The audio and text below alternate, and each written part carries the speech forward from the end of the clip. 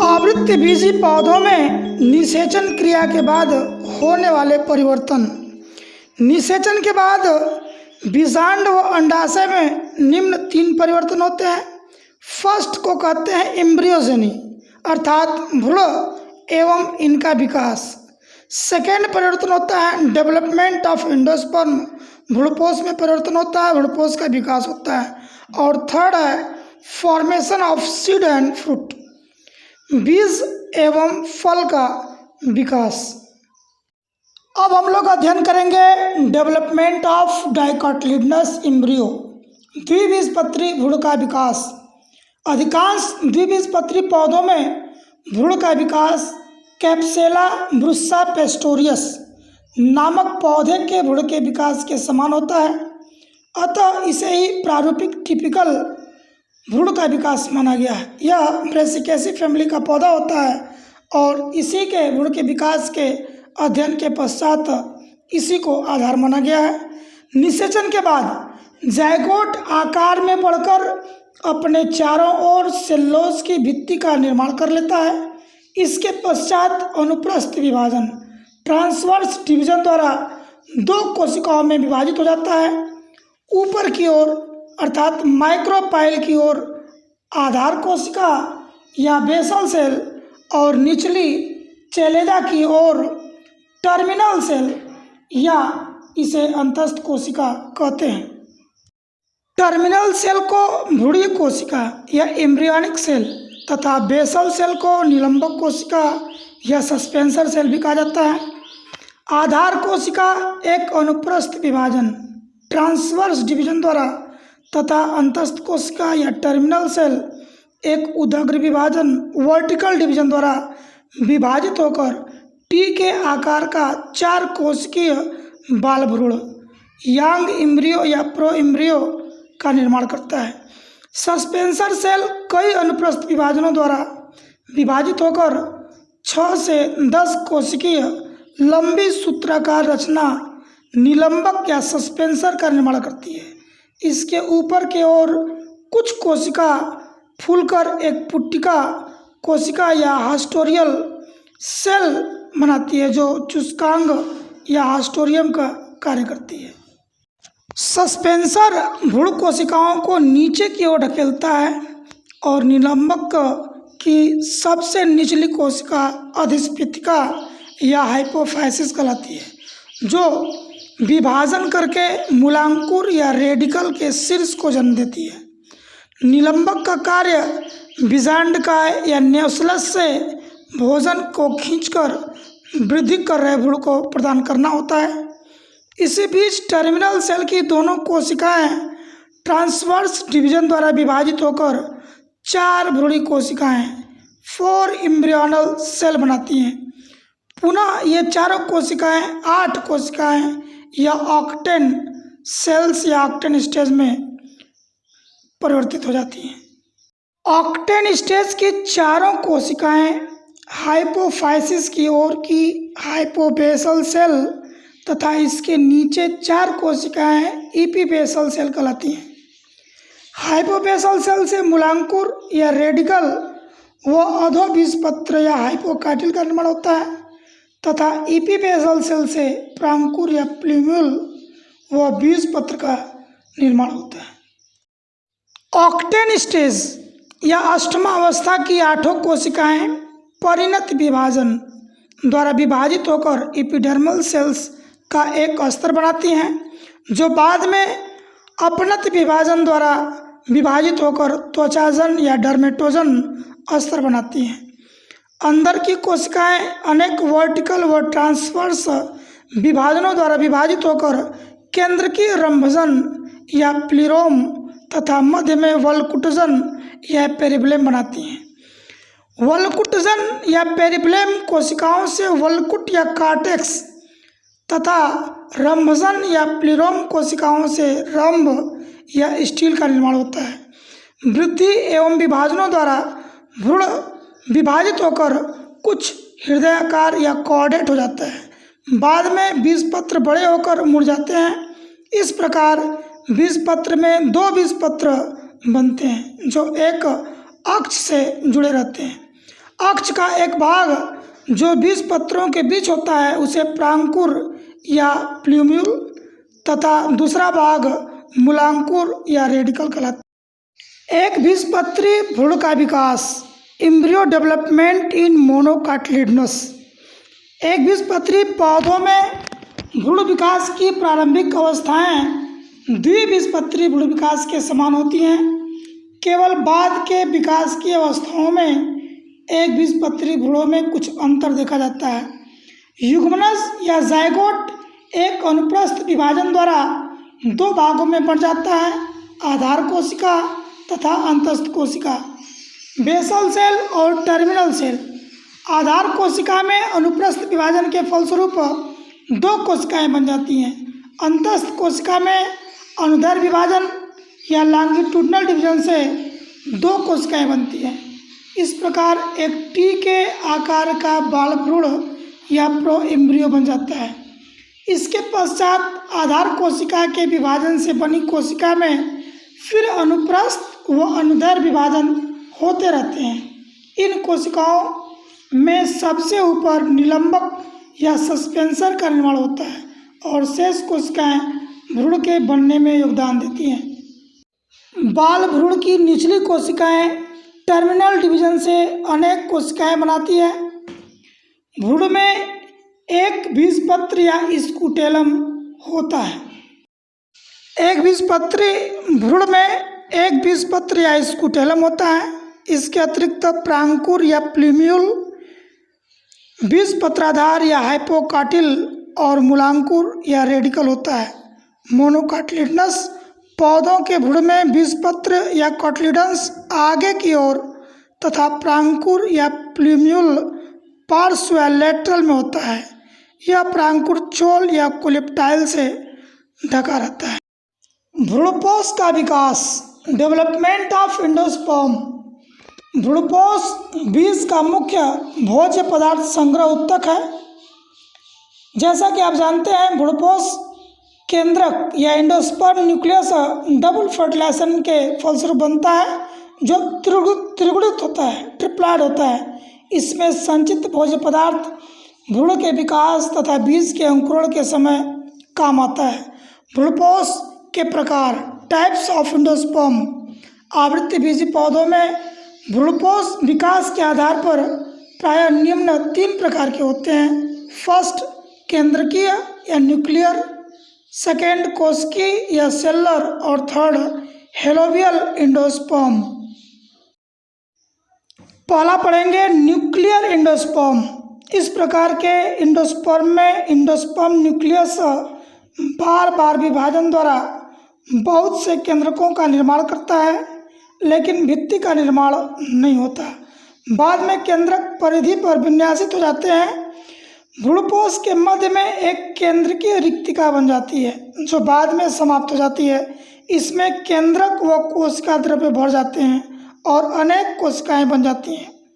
इस प्रकार के भ्रूणपोष प्रायः पॉलीपेटली वर्ग में पाए जाते हैं, जैसे कैप्सुला। दूसरा है सेलुलर एंडोस्पर्म। इस प्रकार के भ्रूणपोष निर्माण में एंडोस्पर्म न्यूक्लियस के प्रत्येक विभाजन के पश्चात कोशिका भित्ति का निर्माण होता है। इस प्रकार का भ्रूणपोष प्रायः गैमोपेटली वर्ग में पाया जाता है, जैसे विलार्सिया पौधे में। तीसरे प्रकार का एंडोस्पर्म है हेलोवियल एंडोस्पर्म। यह दोनों प्रकार के भ्रूणपोषों के बीच की अवस्था है। इसमें भ्रूणपोष केंद्रक के प्रथम विभाजन के बाद कोशिका भित्ति का निर्माण होता है।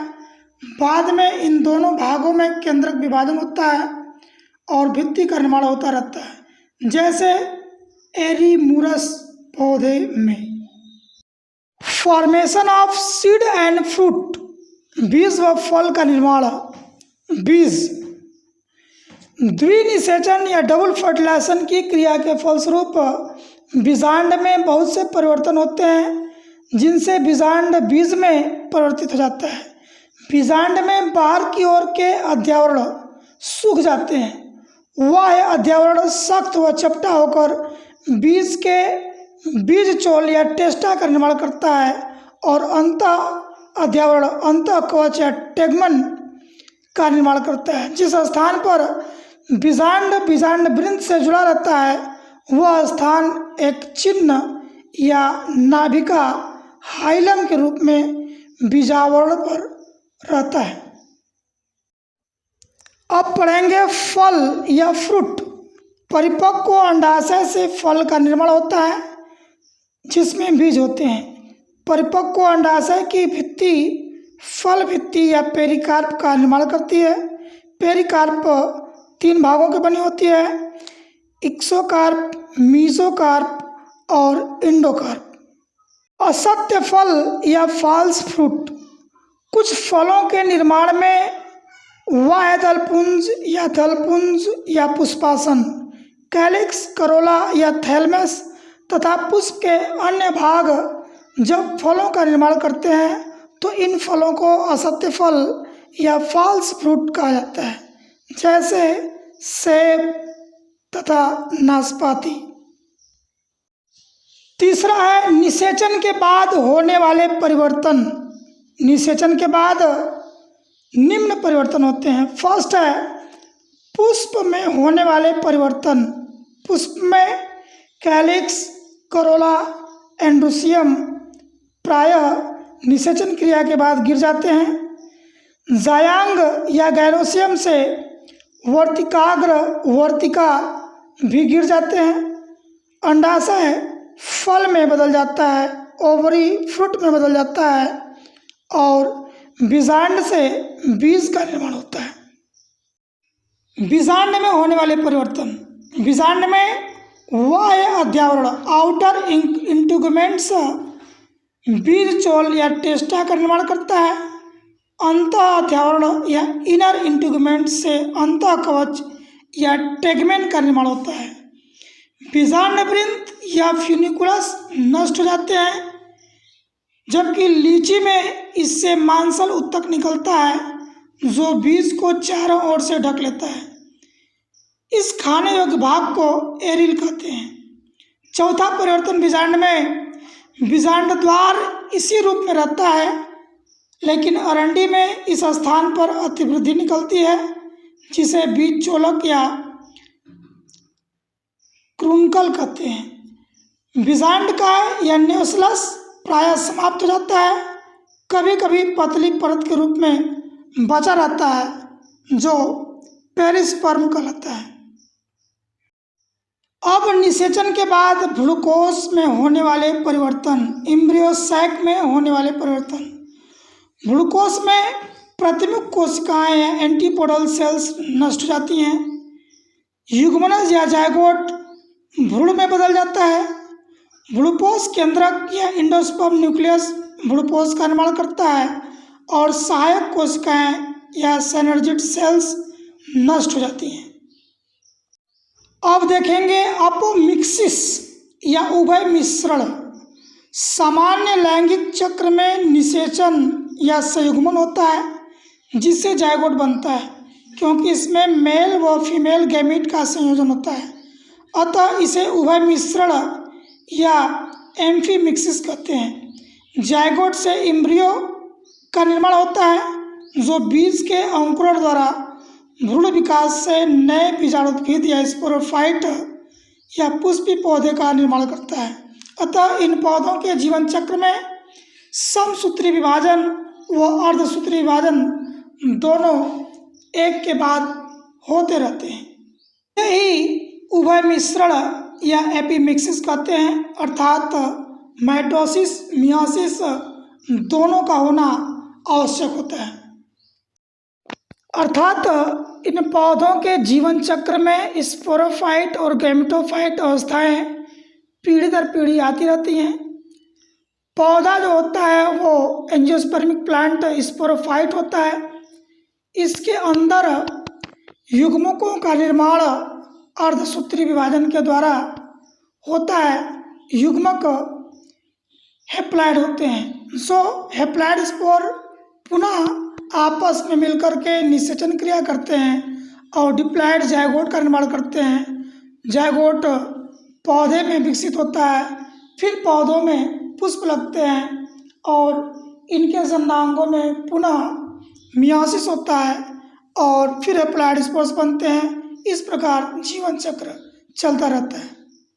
अपोमिक्सिस या असंग जनन। कभी कभी पौधों के जीवन चक्र में संयुग्मन या अर्धसूत्री विभाजन नहीं होता। इनकी अनुपस्थिति में नए पौधों का निर्माण होता है। इस क्रिया को अपोमिक्सिस कहते हैं। अपोमिक्सिस की खोज विंकलर नामक वैज्ञानिक ने 1908 में किया था। अपोमिक्सिस दो प्रकार के होते हैं। फर्स्ट, कायिक जनन या वेजिटेटिव रिप्रोडक्शन। इस प्रकार के प्रजनन में बीज निर्माण नहीं होता, अतः कलिका तने अथवा पत्ती द्वारा उत्पन्न होती है जो नए पौधों का निर्माण करती है, जैसे आलू और गन्ना। इन फसलों में इन तनों को काटकर बोया जाता है जिससे नए पौधे उगते हैं। सेकेंड है अनिषेक बीजता या एगोमोस्पर्मी। जब लैंगिक जनन की अनुपस्थिति में बीज का निर्माण होता है, बीज बनने में संयुग्मन व अर्धसूत्री विभाजन नहीं होता, तो इसे अनिषेक बीजता या एगोमोस्पर्मी कहते हैं। एगोमोस्पर्मी या अनिषेक बीजता तीन प्रकार की होती है। फर्स्ट है एडवेंटिव एम्ब्रियोनी, अपस्थानिक भ्रूणता। इस प्रकार के बीज के निर्माण में बीजांडकाय अथवा आवरण, न्यूक्लियस या इंटीग्यूमेंट्स की कोशिकाएं विभाजन व वृद्धि करके भ्रूण का निर्माण करती हैं। इस प्रकार के भ्रूण में सभी कोशिकाएं द्विगुणित होती हैं। एग्जाम्पल है नींबू या सिट्रस, आम या मैंगीफेरा इंडिका, नागफनी या ओपनसिया इत्यादि पौधे। अनिषेक बीजता या एगोस्पर्मी को डिप्लोस्पोरी कहते हैं, द्विगुणित बीजाणुता। इस प्रकार के बीज निर्माण में मेगास्पोर मदर सेल से बिना अर्धसूत्री विभाजन के भ्रूणपोष का निर्माण हो जाता है। यदि इस भ्रूणपोष के एग से मेल गैमीट के संयोजन के बिना भ्रूण का निर्माण हो जाता है तो उसे अनिषेक जनन या पार्थेनोजेनेसिस कहा जाता है। एग्जाम्पल ग्रुप में इक्सेरिस डेंटाटा, टेरेक्साकम, एल्बाइडियम इत्यादि पौधों में। It is a method in which a new individual developed without fertilization. Here males do not have any role to play and only female gametes develop into new offspring. Example of plants showing parthenogenesis include honeybees, ants and birds etc. तीसरा है अपोस्पोरी या अपबीजाणुता। इसकी खोज Rosenberg ने 1907 में किया था। जब बीजांडकाय की कोई कोशिका ऐसे भ्रूणकोश का निर्माण करती है जिसकी प्रत्येक कोशिका में द्विगुणित गुणसूत्र होते हैं, यदि ऐसे भ्रूणकोश के अंड कोशिका में नर युग्मक के संयोजन के बिना ही भ्रूण का विकास हो जाता है तो इसे भी पार्थेनोजेनेसिस कहते हैं।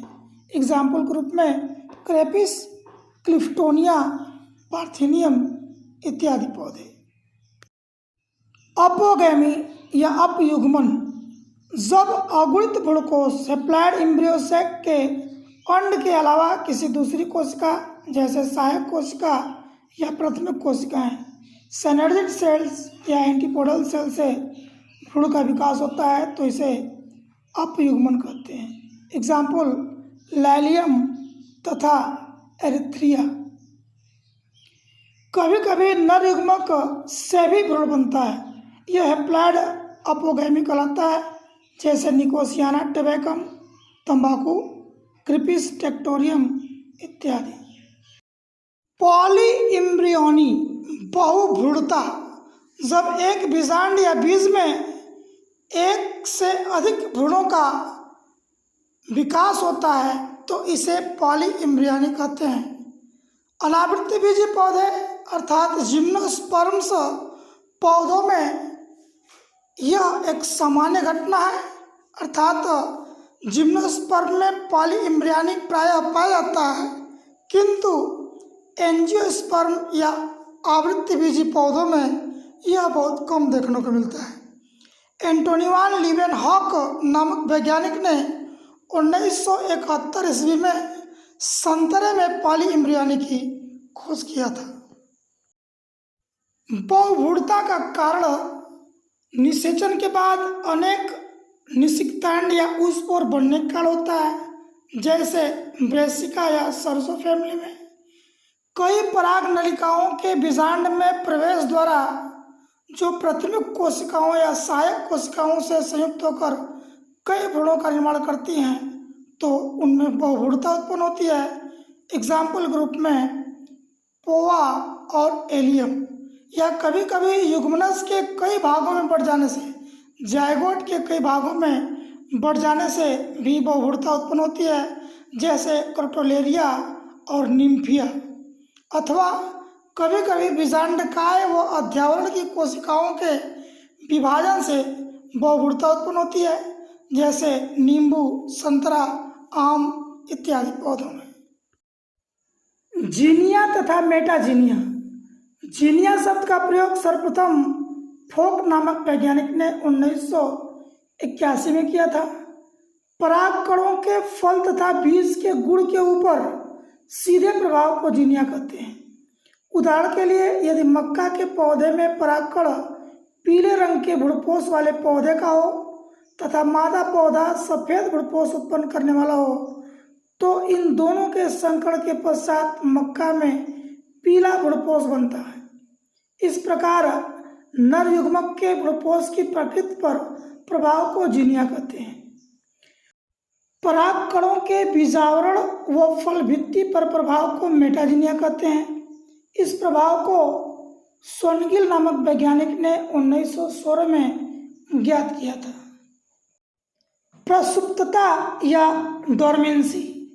बीजों में भ्रूण प्रसुप्त या डोर्मेंट अवस्था में रहता है, क्योंकि इनके अंकुरण के लिए उचित जल, ऑक्सीजन तथा उचित ताप की आवश्यकता होती है।